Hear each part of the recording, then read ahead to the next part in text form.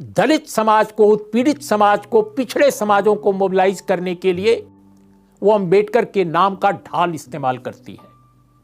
लेकिन अंबेडकर को आज कहा जा रहा है कि वो औपनिवेशिक लीगेसी के संविधान के वो निर्माता थे, या कम से कम ड्राफ्टिंग कमेटी के चेयरमैन थे, अगर निर्माता ना कहें तो। जो एंटी कॉलोनियल मूवमेंट पूरी दुनिया में हुआ, महिलाओं को आंदोलन से जोड़ने का काम अगर किसी व्यक्ति ने किया तो उस व्यक्ति का नाम महात्मा गांधी है। और आप देखिए कि देश को आजाद कराने के लिए, अंग्रेजों को इस देश से भगाने के लिए महात्मा गांधी जी को कस्तूरबा गांधी को छोड़ने की जरूरत नहीं पड़ी। छोड़नी पड़ी क्या? कस्तूरबा गांधी को साथ लेके चलते थे ना।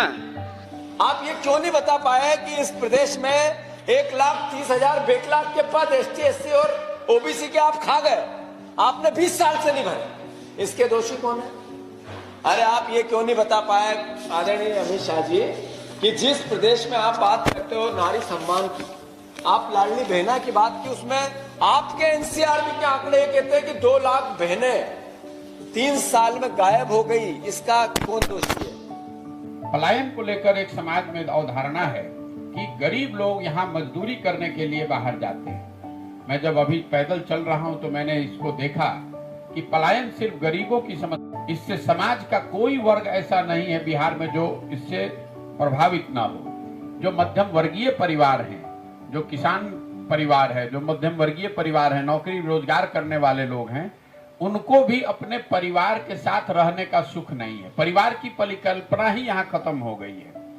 आपके पास अगर पैसा संसाधन है तो आपके बच्चे पढ़ाई और नौकरी के लिए बाहर जा रहे हैं। आपके पास अगर पैसा संसाधन नहीं है तो आपके बच्चे मजदूरी करने के लिए बाहर जा रहे हैं। तो हमारा यह कहना है कि अगर आपको लगता है कि यह संविधान नाकाफी है तो क्यों नहीं डॉक्टर बी.आर. अंबेडकर के सपनों का संविधान आप बनाएं, अगर बनाने का साहस हो, हिम्मत हो।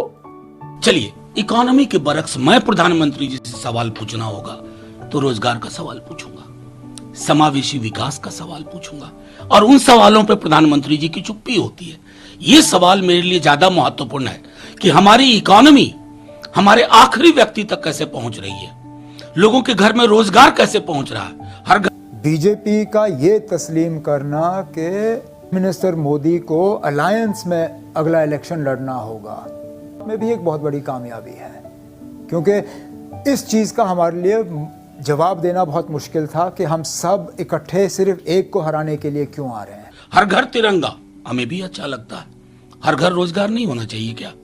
ये नारा दे करके देखें प्रधानमंत्री, इस पर अमल करके देखें, तब दिखेगा कि हाँ, प्रधानमंत्री जी के अंदर कुछ ऐसे ब्लूप्रिंट है जो अब तक किसी के पास नहीं था। फार्मर्स डिस्ट्रेस हो, महंगाई हो, बेरोजगारी हो, इन सब चीजों को लेके हमें कुछ ऐसे इश्यूज तय करने होंगे। भारत के संविधान को बदलने का बहुत पहले से प्रयास है।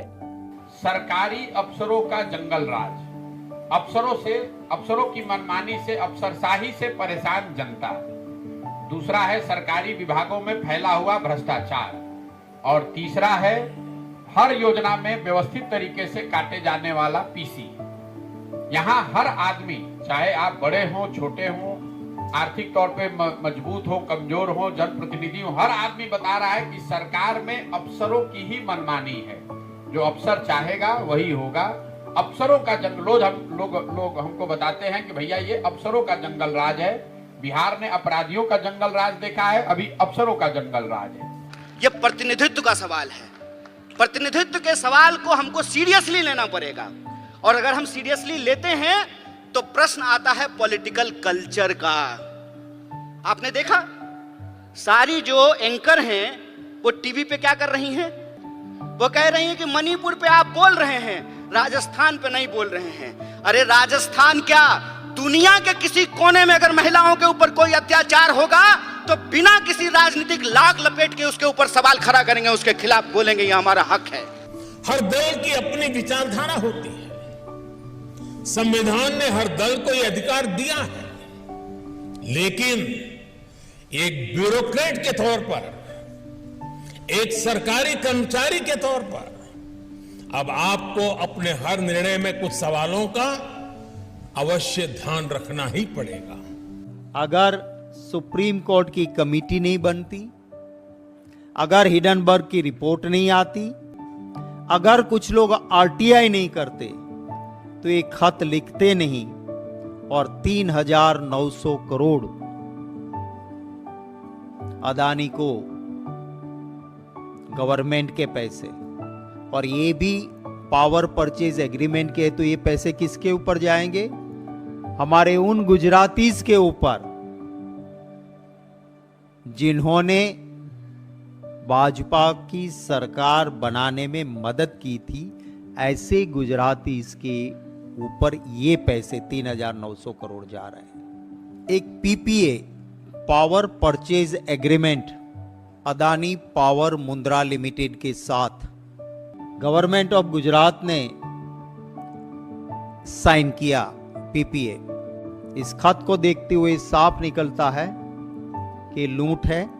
3,900 करोड़ की लूट, ये मनी लॉन्ड्रिंग है। वो राजनीतिक दल अपना वोट बैंक बनाने के लिए सरकारी धन लुटा रहा है या फिर सभी का जीवन आसान बनाने के लिए काम कर रहा है।